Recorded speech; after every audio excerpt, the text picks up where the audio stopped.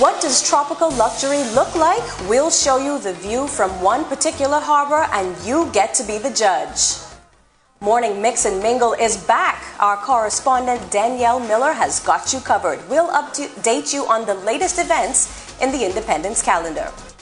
And what's on your breakfast plate? Some nutritional insight about what you should be choosing to fill up on this summer. And our celebration on the road to 50 continues with a look back at the resistance movement, what you may not have known about the effort over on Abaco. Our news this morning comes your way right now. Live from Margaritaville, this is Our News This Morning with Nakia Christie and Giorgio Bain.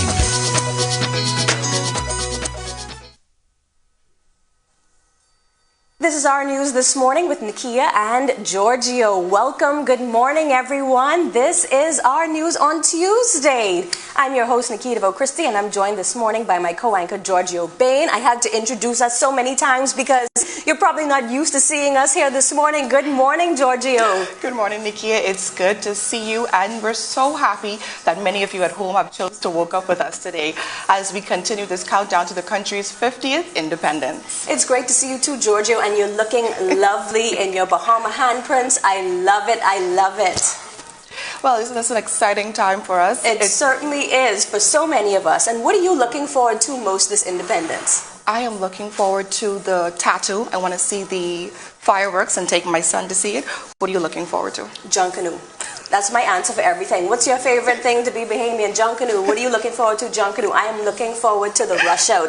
This is going to be a big one, spectacular, 50 years. And if you think you've seen Passion in Junkanoo before, Giorgio, let's check it out. Yeah. So we've got a wonderful show planned for you this morning, including a one-on-one with Giorgio about her time with Our News as the network celebrates 20 years of news. Can you believe that? 20 years. Well, yes, but just before we dive in, here's our first run of headlines. Let's jump right in.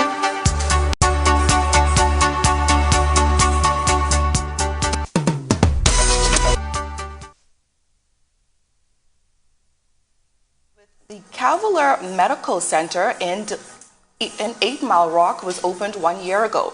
They've also recently opened a medical center in Freeport.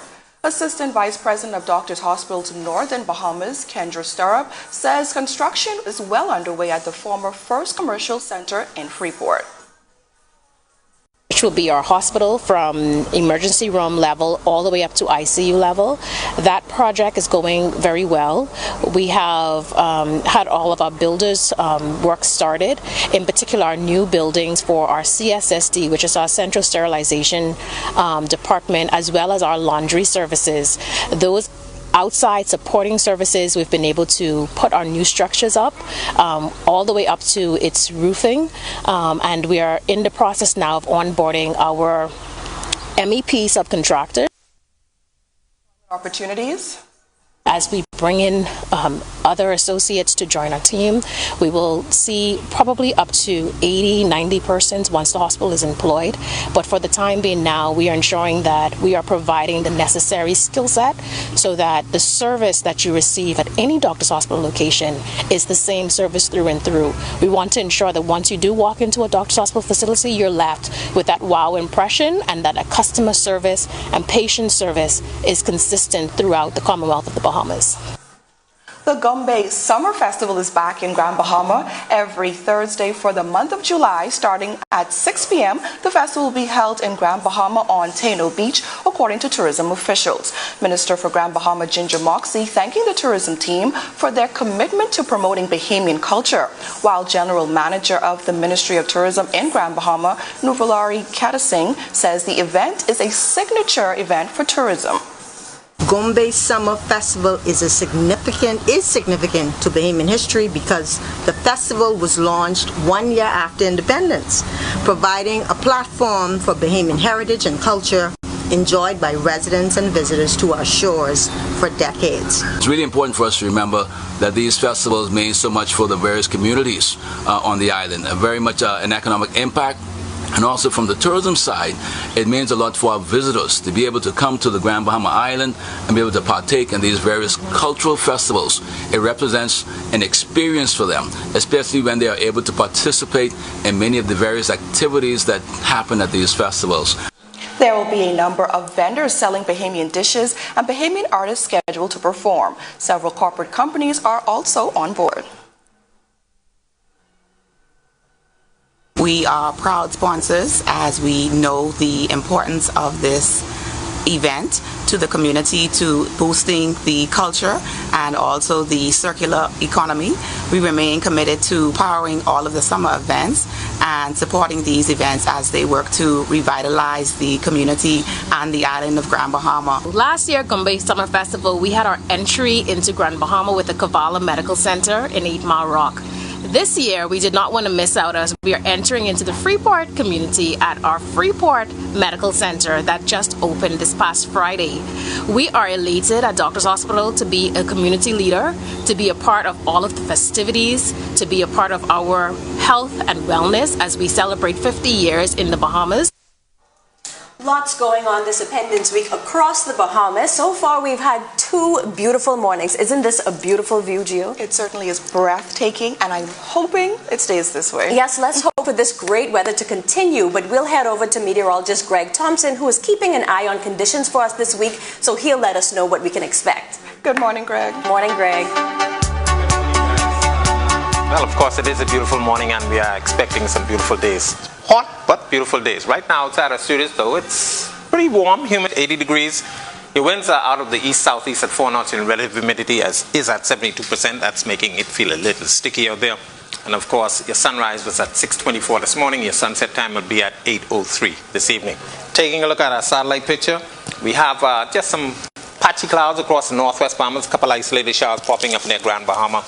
But all in all, a high-pressure system, a weak one at the surface, is going to continue to dominate our weather, and that's why we're expecting some hot temperatures. But the rest of the week remains pretty quiet, and we could see 1 or 2 spotty showers throughout the remainder of the week and into the Independence weekend. Back to you, Nikia. Thanks, Greg, and we'll check in with you a little later, but I know it doesn't matter, Giorgio, what that weather is like. Independence celebrations will go on all week. Sleet or snow. Yes, we'll be out there. Our news this morning is just getting started. When we come back, we've told you why Margaritaville at the Point is your ultimate destination for relaxation, but find out the tropical luxury that is one particular harbor. Plus, this morning, Mix and Mingle with Our News is our news correspondent, Danielle Miller. She's got you covered with the Independence events. She's got all the details, and it's the 4th of July. Stay with us. Our news this morning is right back after this.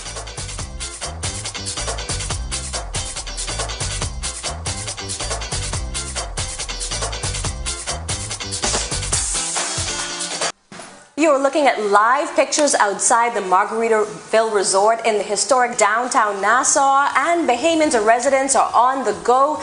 This is our news this morning. Thanks so much for staying with us. Well, Margaritaville is known for its fun and tropical vibes, but they've also got something for those of us who want a taste of luxury with its sister property, One Particular Harbor. Our Marlena Leonard sat down with the condo manager, Mark Shalimar, who told her all about that elevated experience. Marlena? Yes, guys, you know, it really is the perfect blend of tropical and luxury. And when we were having that tour, I couldn't help but think, it was one word that just kept coming to my mind, staycation, because you've got the best of both worlds. It's in the heart of downtown, so central, but you can still kind of almost forget you're in Nassau. So it's got the peace, but it also still has that authentic tropical vibe, so you still feel like you're in the Bahamas. So I got to sit down with the condo manager, Mark Shalimar, who tells us much more in this package. About 150 rooms, and from these 150 rooms we have 55 suites, and the rest are all studio king beds or studio full-size beds, meaning that every room in this building has a kitchenette. So if you're coming over here, you're able to cook, you're able to, you know, just really treat it kind of like it's your mini apartment, so you're home away from home. That's what we like to call it. Mark Shalimar is the condo manager at One Particular Harbor, and while his job may sound simple, it's his job to make sure your experience is one to remember. My job entails pretty much overseeing the whole building. any aspect from checking in guests, making sure that the rooms are in working order and up to guest expectations or even higher, to making sure that our housekeeping department is taken care of, that our Joe Merchant's Cafe is up and running, pool deck is in beautiful order, and of course bringing new items to the table at all times to, you know, stay with the times and kind of, it's the right word I'm looking for, be the leader in new innovations in the hospitality industry and add additional things that you wouldn't see at other hotels. And while he can't help but gush with excitement about the activities and amenities like the pool, cafe, garden areas, and gym available at one particular harbor, he says there's also an aspect they can't take full credit for: the beautiful natural views. We have amazingly beautiful 1-bedroom, 2-bedroom, 3-bedroom, and 4-bedroom suites with what I think is the most beautiful view that you could possibly get of this island is of the harbor. Basically, you see ships coming in every day, leaving every day. It's just breathtaking. I've been here now for 8 months and I'm still in awe after every single day. And if the luxurious rooms and views aren't quite enough for you, he says one particular harbor also takes things to the next level when it comes to service, with their take on butler experiences called the Navigator Experience. Our Navigator Experience is really taking it to the next level of personalized service, but keeping the Margaritaville theme of fun and escapism in mind. And you know, as beautiful as the views are, I think the best thing about Margaritaville and one particular harbor are the employees here. So for example, Amal, who's been so patient with us this morning, he's here at reception. And Amal, can you tell us a little bit, when you have guests, what's that feeling that you want to make sure they leave with? I just always want to make guests feel welcome. I always want to give them a lasting impression that we are here and we are always here to assist you guys. So no matter what, I just want to be able to give them the lasting impression, like a wow experience, you know, and to basically remember my guests. So that's how I like to be able to interact with my guests, by remembering them. Awesome. And then obviously this week is a huge week for us as a country, 50 years of independence. How do you make sure that the one particular harbor guests really feel that spirit of Bahamian independence? By that, I just make sure that they are actually aware of the culture and be able to, like I say, assist them with basically telling them exactly like all of the things that are around here in the Bahamas, or in Nassau, that is. Well, thanks so much, Amal. Not a problem. You know, another special part about one particular harbor is their Navigator Experience. Now, you can find out more about that coming up tonight at 7 and 7:30, so stick around. Back to you guys.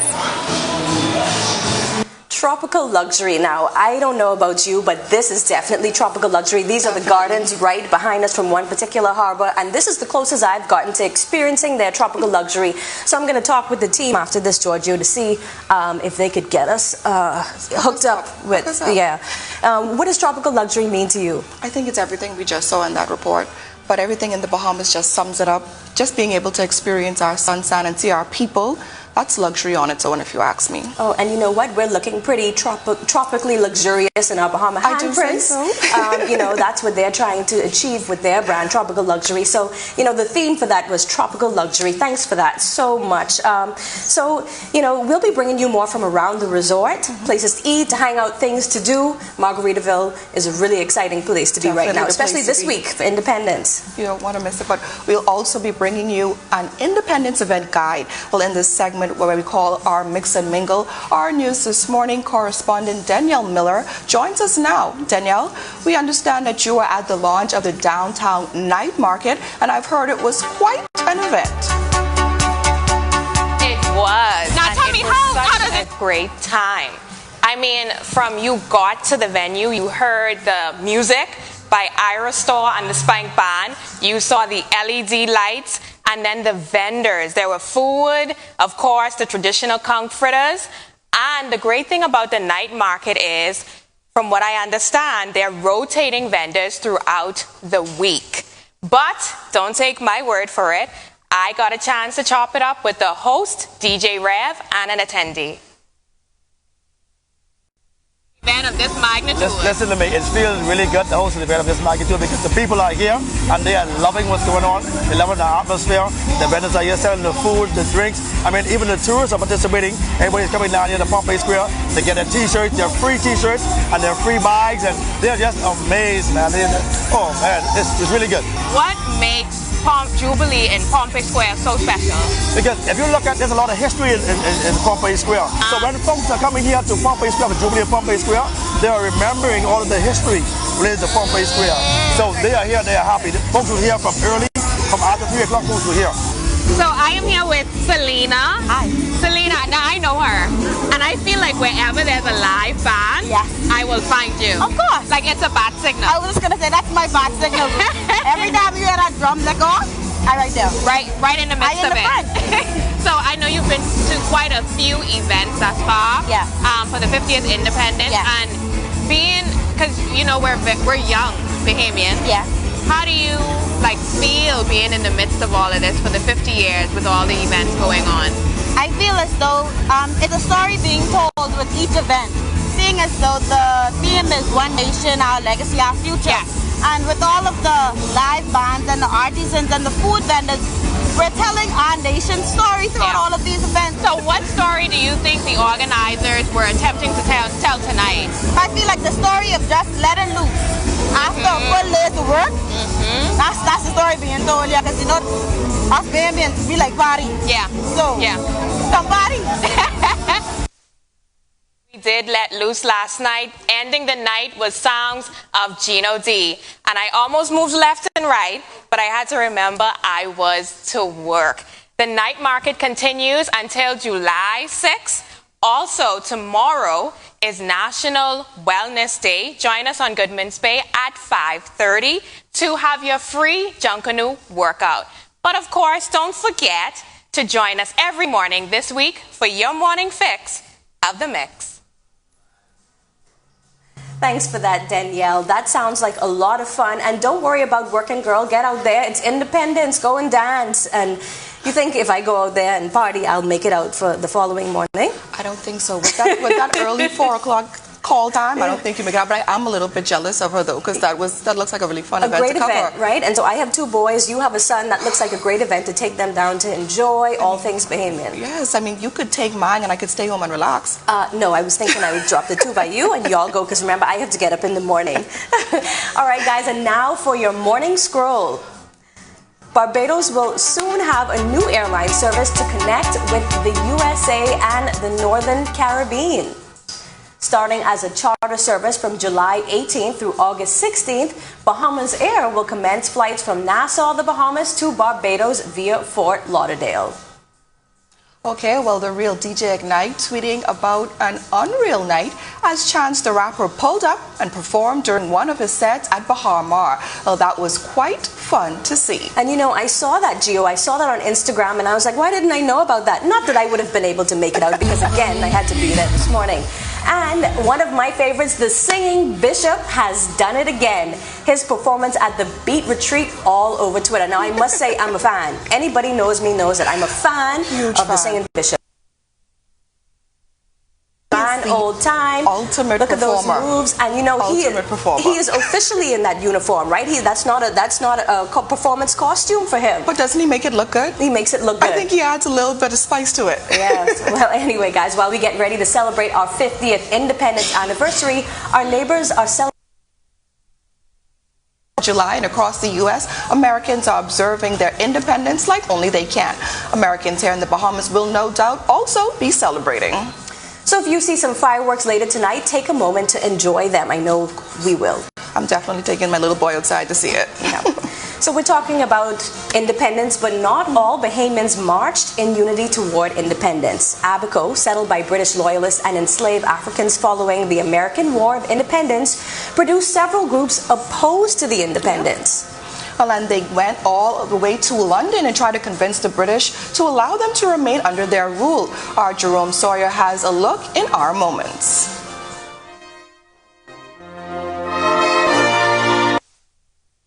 Prime Minister Pinling announced the independence agenda. A disbanded UBP, some of whom absorbed into the FNM, declared their opposition to independence. In response, community leaders in Abaco called the Great Abaco Council lobbied for continued British rule.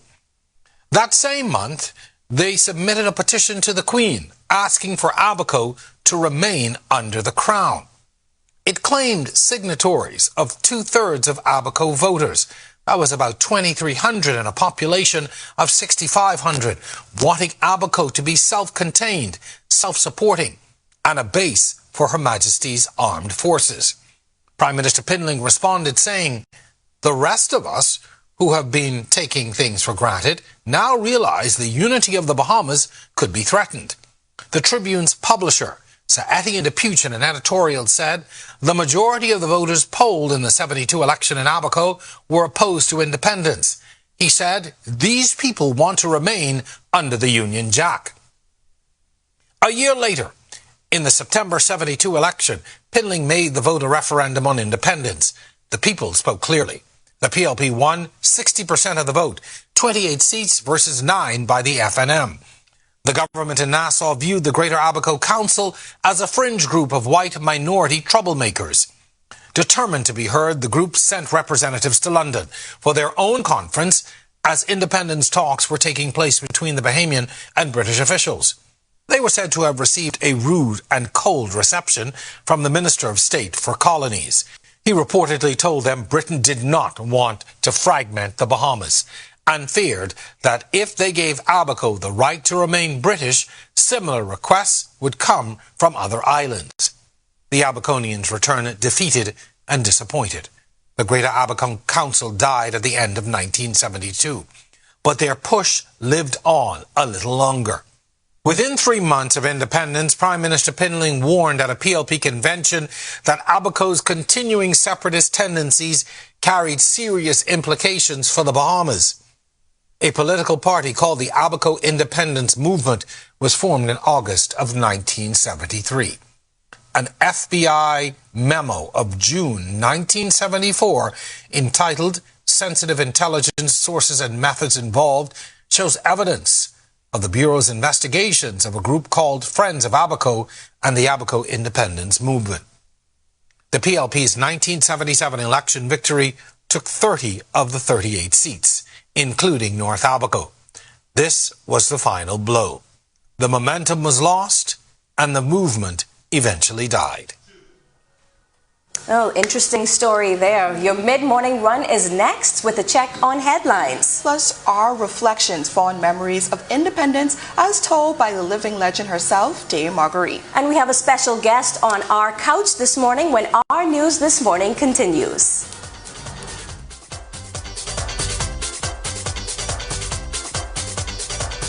Watching Our News This Morning.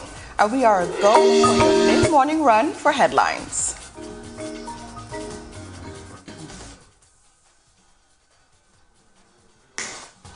Police are this morning looking for 18-year-old Odell Samuel Charles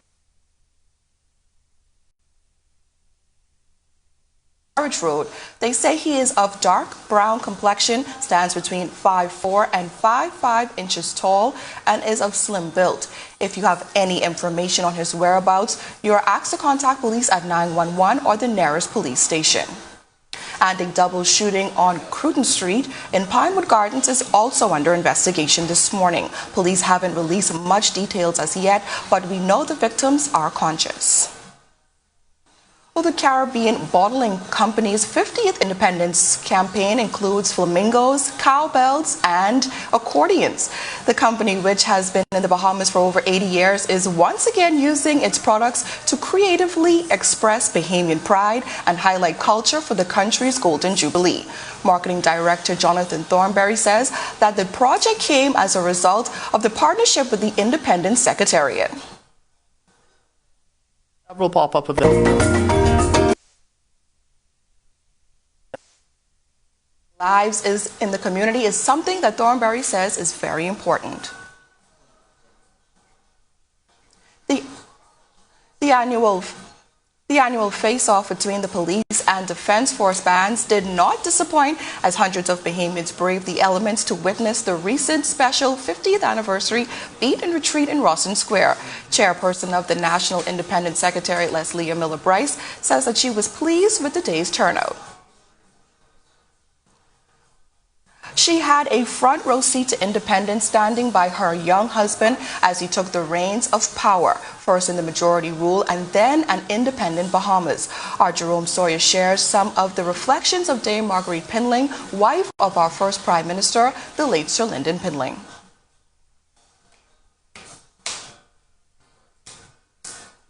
We'll get to that in a moment. For now, we'll just toss it to our Nakia Christie, who is sitting on the couch nearby. Thanks so much, Gio, and good morning again to you all. I'm happy to be joined by a member of the class of 1973. She has had an illustrious career in the public service and is a retired permanent secretary. I'm so happy to introduce all of you to Miss Elise Delancey. Good morning and welcome to the Our News couch. Good morning and thank you for having me. We're so happy to have you here with us this morning. So you graduated high school, I'm sorry to say, 50 years ago. I'm curious, are you still in touch with some of your classmates? And let me just say, I'm not sorry to say 50 years ago. We are having a reunion. We had a meet and greet and some of us hadn't seen each other in about 50 years. I always remind persons that 50 years ago, we didn't graduate at 18. We graduated at 15, 16. So, but still 50 years is a long time, and it was just a wonderful meet and greet, yes. Yeah, well, what was it like as a student, right? You're already making this major transition, graduating high school, moving on into adulthood. What was it like now, you're going into an independent Bahamas? Well, many of us, our parents were involved in one way or the other in politics and in the changes that came about in '67. And so we were looking forward to this. Many of us were looking forward to independence with great excitement. Of course, there was much debate between the families who supported independence and the families who did not. And I think Mrs. Sawyer just did a piece on the Abaco. So, there were persons who were vehemently opposed to it. Mm-hmm. And then there were those of us who came out of the '67 elections with our parents and we were very much for independence. Then Queen's College also had many of the children from the cabinet. We had the Pinlings, we had the Hannas, we had, I don't know if persons remember Uriah McPhee, his children, we had Wallace Whitfield children. So we were right there in the conversation. So it was an exciting time to be in. Now, I just have to take this moment to plug that I was also a Queen's College student, so, I'm in good company here, we're in good company. But what do you remember most about that time? There's a lot going on, you've just come out of, you said, the elections, all the excitement. What do you remember most about independence? Well, is it the actual independence ceremony you're talking about? No, just in general, just that period. It was just the excitement. We were going to be self-governing. We were going to have improve our schools, improve opportunities for the man on the street, for the masses. We were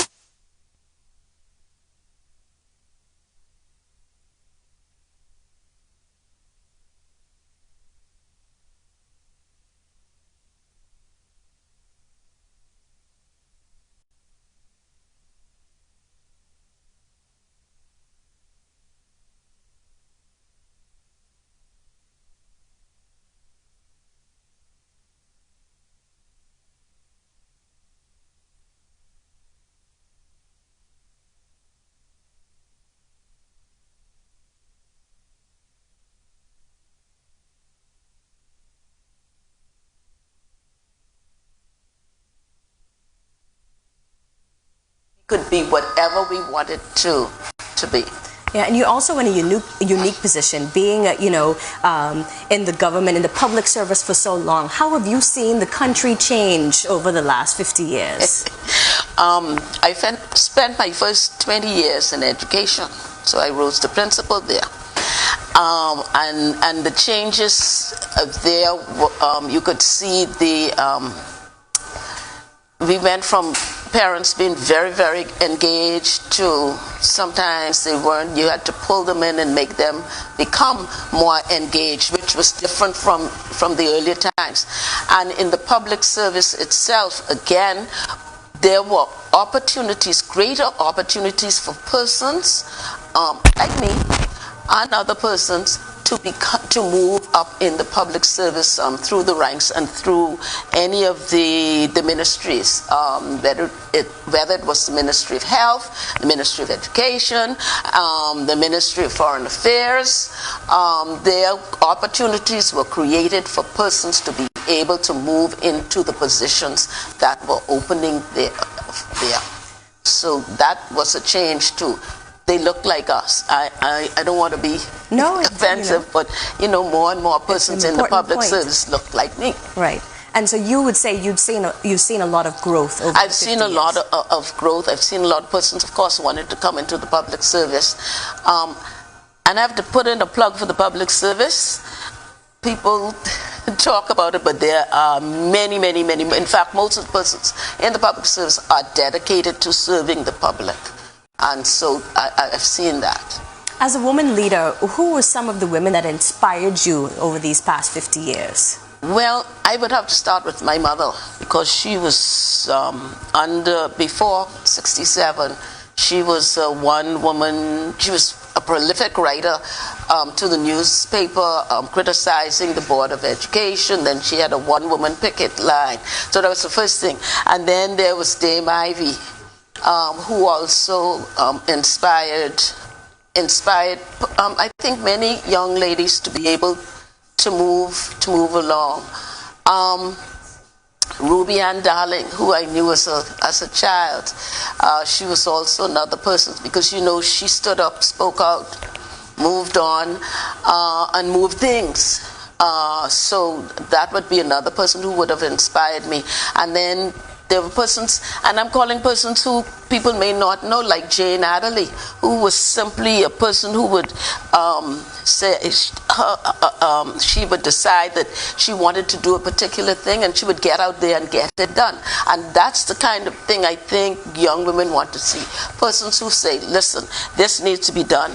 Let's organize it. Let's get it done. Let's get it done. Let's get it done. So you were able to see 50 years of independence. What do you say to those people who are graduating now and looking forward to the next 50 years? Well, over the last few years, I think we've seen the world has, first of all, these children have been through more in their lifetime than we could ever imagine. Between Dorian and COVID, I mean, it's just been, and then there are other rapid changes in IT, renewable energy. The world is just exploding. So the point is to harness what you have, reverse what we have done wrong, and make the world better. Always remembering that what we are given, we hold in trust for the next generation. And that is important for everybody to remember about the world in which we live. It's not ours. We hold it in trust for the next generation. I also want to say that the youth representative on the night of 1973 was Gerard Horton, who was the head boy of Queen's College.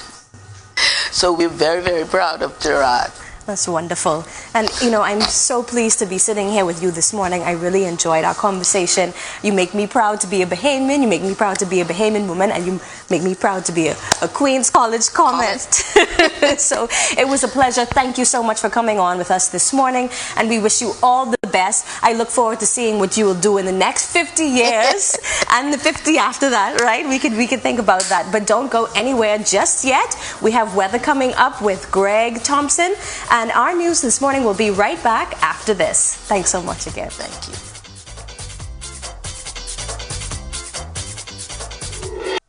This is our news this morning. Welcome back. It's been such a wonderful morning so far. It was quite interesting to hear that 50-year perspective for a student of the class in 1973. I mean, what did you think about that, Mr. Lancy? That was outstanding. Outstanding. Can you imagine 50 years out of school? Yeah. Just 50 years out. Like, she has a wealth of knowledge, and that's the kind of thing that I want to aspire to be when I get her age, be able to explain to the younger generation what it was like. And she had great advice. She did. For the up-and-coming Bahamians, right? She had great advice for them, for the, they're graduating now and they're going to see the next 50 years of independence. And she made a great point about all they've seen. Practicing all the changes.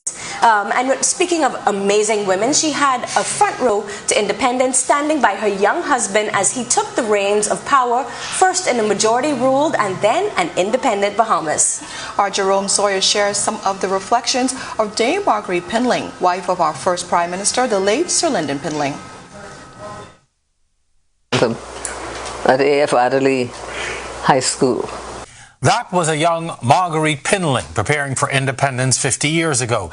She recalls the excitement that spread around the country. We were stepping out on faith into independence that you didn't know. As a matter of fact, we always felt as though we were independent because we had self-government since 1964. And we've been running the country on our own from then, and independence just made it official. The independence story was circled through the islands, and everybody was a part of it, and you were able to feel the people. Her role? Support the man who was about to become Prime Minister of an independent Bahamas. But there was so much happening, and he was so cool, calm and collected. Because he was that way, then I was that way too. And all the children and all that. And the country was. The country was excited. The country was happy. The country was involved. The people were involved. And the people were happy. And of course, Pinling was a people's person. And so, that really gave him the ammunition. No sooner had the celebrations ended than it was time to build a country. When we took over, you probably know this better than me, we had to build roads, docks, schools, airports, because there was absolutely nothing. We had to start from scratch. And the way they were able to plan it and do it, every island got something. But the most important thing was transportation to and from the family islands. Mailboats, docks, roads, airports, like I said. Looking back over the 50 years, the 91-year-old former Governor-General summed it up like this. We may not be where we want to be, but we're where we used to be. That's a fact, is it not? Reporting for Our News, I'm Jerome Sawyer. Thank you so much for spending your morning with us so far. We promised you our health and wellness segment, What's on Your Breakfast Plate. Gio, what do you normally have on your breakfast plate? You wouldn't believe it. I only have a cup of tea every morning. I'm not a breakfast person. Are you a breakfast girl? Oh my goodness, I'm a breakfast person. I need eggs, I need grits, I need oatmeal, or even if I'll have a shake. On a light morning, I'll have, some sort of banana shake or something like that. But I have to have breakfast. I'm a lunch girl. Yeah. So we'll find out why you should be having breakfast. I'm sure they're going to say something about why you should have breakfast. Definitely. Our News This Morning correspondent Danielle Miller joins us again with why we need to have our breakfast. Well, we definitely will be telling you why it's so important to have breakfast, especially because, I don't know about you guys, but early in the morning, it seems like your stomach really opens up. Now, between me being on camera and me trying to have a good summer body, it's very important that I pay attention to what I put in my system. So I called my good friend Donovan, who's a nutritionist, to help me out yesterday after the morning show.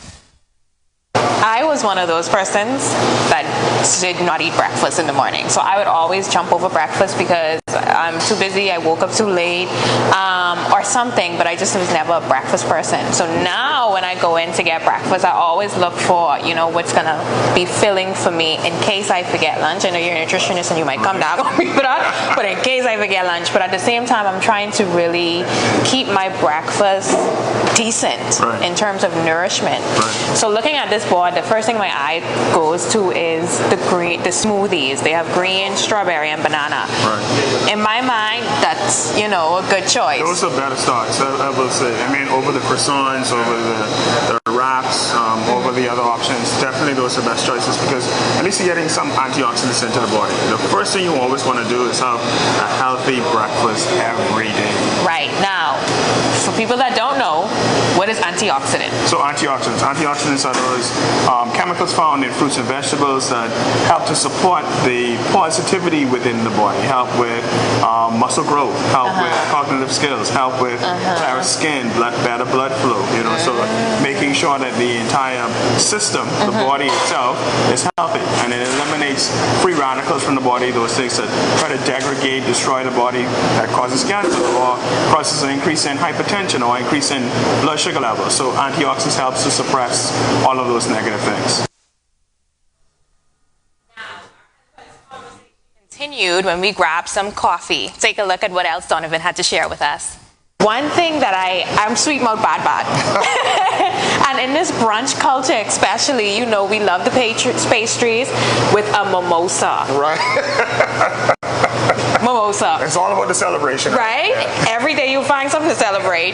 But I want to ask you, like, is there really like a more better option when it comes to pastries? And what is like this mimosa culture? Is that going to affect us in the long run? Well, in truth, you know, when we speak to like young mothers, we talk about even older individuals who may be past 60 at risk of chronic diseases. Those are things that you don't typically want to have in your diet, especially first thing in the morning. Pastries are loaded with high amounts of fats, bad fats, trans fats that are degradative to the body, and then also alcohol, which is no positivity. It's a lot of sugars, a lot of negative that you're putting into your body, and it only causes the increased risk of chronic diseases, things that we're trying to get away from. As a culture of Bahamians, we've been flanked with high risk of hypertension, diabetes, and cancer over the many years, over these last few years. You know, so moving people towards a healthier diet, these are not the best suggestions. What I would suggest is something like a parfait, best option, you know, because it has Greek yogurt. Those yogurts are supposed to have probiotics in there that help to support gut health, help with the metabolism.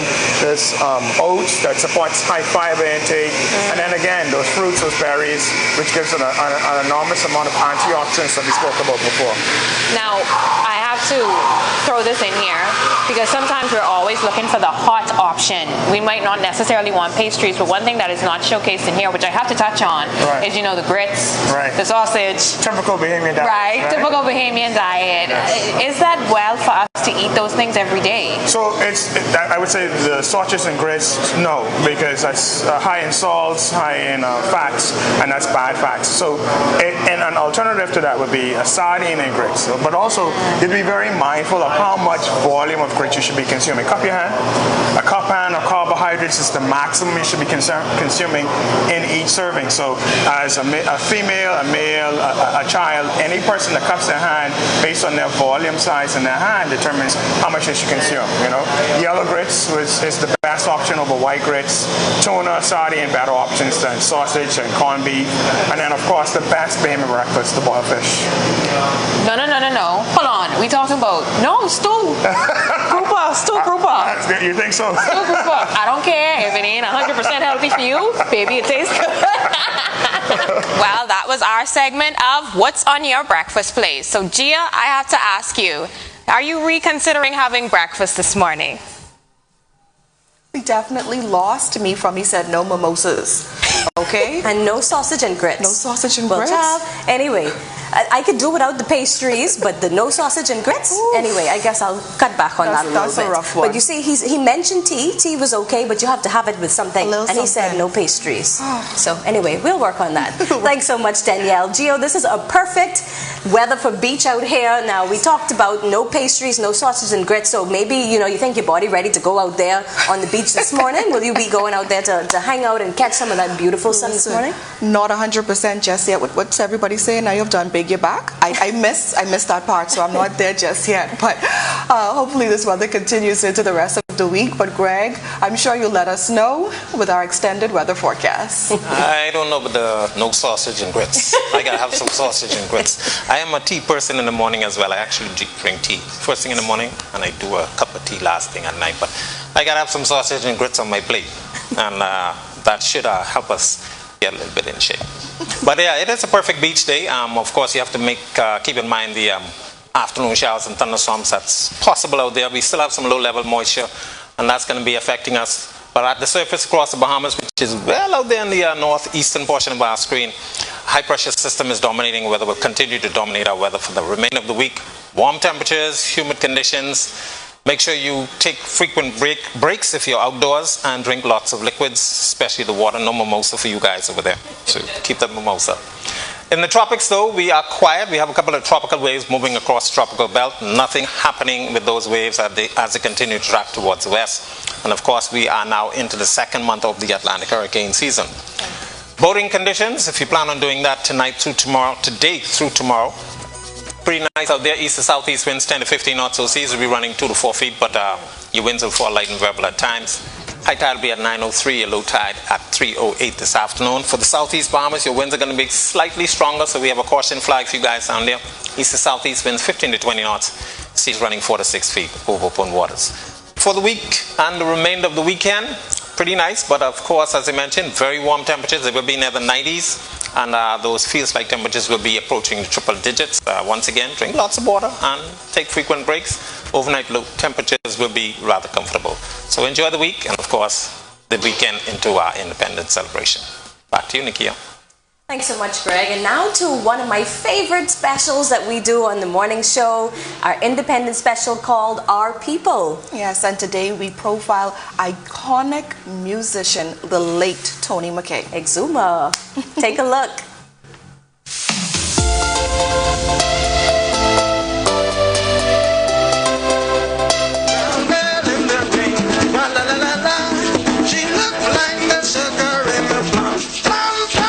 McFarland Gregory Anthony Mackey, better known as Tony McKay or Exuma, is one of the most memorable Bahamian musicians of his time.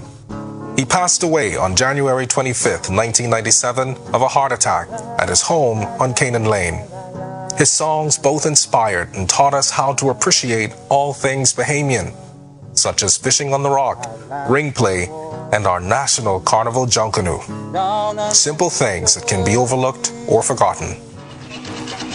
Exuma represented the Bahamian spirit whenever he took the stage with his foot-stomping and heart-pounding melodies that echoed to the ears of hundreds of Bahamian listeners. Born on February 18, 1942, his mother took him at the age of 2 and sailed from his Cat Island birthplace to their new home in Nassau. Exuma enjoyed many aspects of Bahamian life, and his music, Brown Girl in the Ring, Cat Island Rake and Scrape Band, and Bam Bam, are a few of his many music titles that truly captures how we live and what we do as a nation. Tony McKay majored in architecture and spent time in the Bahamas audit department, but found his calling as an entertainer and songwriter. He also created work displayed in galleries in South Florida. Some of those works are found on his album covers. His style of dress was always eye-catching, with a staple large straw hat with feathers, sometimes bareback, always colorful with ribbons fluttering and unusual neck trinkets that jangled in rhythm with the tapping of his boots. His travel took him to places like Russia, Scandinavia, Brazil, Venezuela, and countless other countries. Whether it was his debut at Café Wa in 1962 or his New Orleans Jazz Festival appearance, Exuma became popular over his 12 consecutive years, gaining a large audience and following. Although he had great thrills from journey and living in different areas, he was always inspired to write about home. His music was captivating, coming deep from within his heart, and reached thousands of listeners. Exuma's memory was honored by thousands of friends and family. Junkanooers from all around rushed from the church to the burial ground when he was laid to rest to remember this great Bahamian. Wow, I enjoyed that. I learned a lot from that package, actually. I didn't know that he was an artist and he traveled all over the world. So, wow, thanks for that. So talented. Yeah, very talented. Wow. So, guys, morning 2 for us. Yep. Giorgio, morning 1 for you. Yes. It's great to be you. It's over. It's over. Already? Yes, Already. It was so good to have you. So now I have to leave? I really like it here. You could talk to the team after. But it was a great morning. We're so happy to have everyone here. And, talk a little bit tell us more about last night. We want to know, you said you weren't dancing. We don't believe you. No, I really did keep it contained so that I can be focused. But tonight, apparently Sawyer Boy is set to host tonight. Okay. So they're also switching up the entertainment as well. They would not tell me who is going to be the performer, but I hope one night they have Nishi out there. Okay. So you could loose me and let me go. Just loose me and let me go. Yeah. Greg, you're going to go out? I mean, the weather seems like it's going to be good. You're going to go out it there? should be very conducive for an outdoor. I encourage everybody to go outside. Just celebrate the independence. And it is free. Okay. So it starts from 4 and it runs till 9 p.m. Good. All right, guys. Well, that does it for us on Our News this morning. Remember, we'll be broadcasting live from Margaritaville from now until the 7th. So be sure to stay tuned to Our News Channel 212 and the Our News Facebook page every morning at 6:30, as well as Our News at 7 and 7:30. On behalf of the entire Our News This Morning team, I'm Nakia DeVoe Christie. We'll be back tomorrow. See you then.